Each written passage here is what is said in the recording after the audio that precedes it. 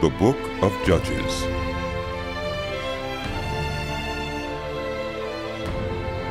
After the death of Joshua, the Israelites asked the Lord, "Who of us is to go up first to fight against the Canaanites?" The Lord answered, "Judah shall go up. I have given the land into their hands." The men of Judah then said to the Simeonites, their fellow Israelites, "Come up with us into the territory allotted to us to fight against the Canaanites. We in turn will go with you into yours." So the Simeonites went with them. When Judah attacked, the Lord gave the Canaanites and Perizzites into their hands, and they struck down 10,000 men at Bezek. It was there that they found Adoni-Bezek and fought against him, putting to rout the Canaanites and Perizzites. Adoni-Bezek fled, but they chased him and caught him, and cut off his thumbs and big toes. Then Adoni-Bezek said, 70 kings, with their thumbs and big toes cut off, have picked up scraps under my table. Now God has paid me back for what I did to them." They brought him to Jerusalem, and he died there. The men of Judah attacked Jerusalem also and took it. They put the city to the sword and set it on fire. After that, Judah went down to fight against the Canaanites living in the hill country, the Negev, and the western foothills. They advanced against the Canaanites living in Hebron, formerly called Kiriath Arba, and defeated Sheshai, Uhiman, and Talmai. From there they advanced against the people living in Debir, formerly called Kiriath Sepher. And Caleb said, "I will give my daughter Axa in marriage to the man who attacks and captures Kiriath Sepher." Othniel, son of Kenaz, Caleb's younger brother, took it. So Caleb gave his daughter Axa to him in marriage. One day when she came to Othniel, she urged him to ask her father for a field. When she got off her donkey, Caleb asked her, "What can I do for you?"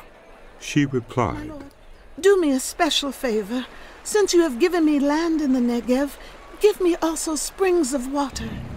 So Caleb gave her the upper and lower springs. The descendants of Moses' father-in-law, the Kenite, went up from the city of palms with the people of Judah to live among the inhabitants of the desert of Judah in the Negev near Arad. Then the men of Judah went with the Simeonites, their fellow Israelites, and attacked the Canaanites living in Zephath, and they totally destroyed the city. Therefore it was called Hormah. Judah also took Gaza, Ashkelon, and Ekron, each city with its territory. The Lord was with the men of Judah.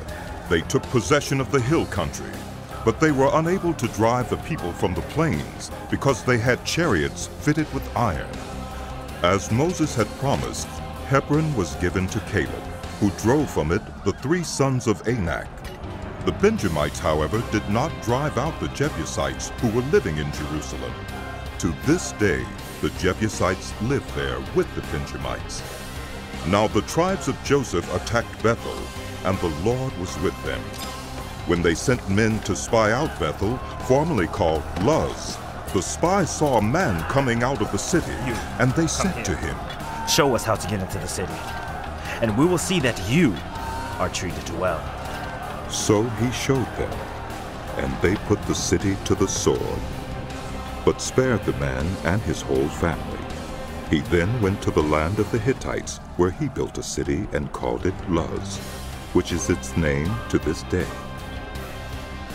But Manasseh did not drive out the people of Bethshan, or Taanach, or Dor, or Ibleam, or Megiddo, and their surrounding settlements, for the Canaanites were determined to live in that land. When Israel became strong, they pressed the Canaanites into forced labor, but never drove them out completely.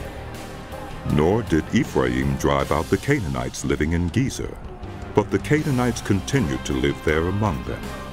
Neither did Zebulun drive out the Canaanites living in Kitron or Nahalal. So these Canaanites lived among them, but Zebulun did subject them to forced labor. Nor did Asher drive out those living in Acco or Sidon, or Olib, or Oxib, or Helba, or Aphek, or Rehob. The Asherites lived among the Canaanite inhabitants of the land because they did not drive them out. Neither did Naphtali drive out those living in Beth-Shemesh or Beth-Anath. But the Naphtalites too lived among the Canaanite inhabitants of the land, and those living in Beth-Shemesh and Beth-Anath became forced laborers for them. The Amorites confined the Danites to the hill country, not allowing them to come down into the plain. And the Amorites were determined also to hold out in Mount Heres, Aijalon, and Shealbim. But when the power of the tribes of Joseph increased, they too were pressed into forced labor.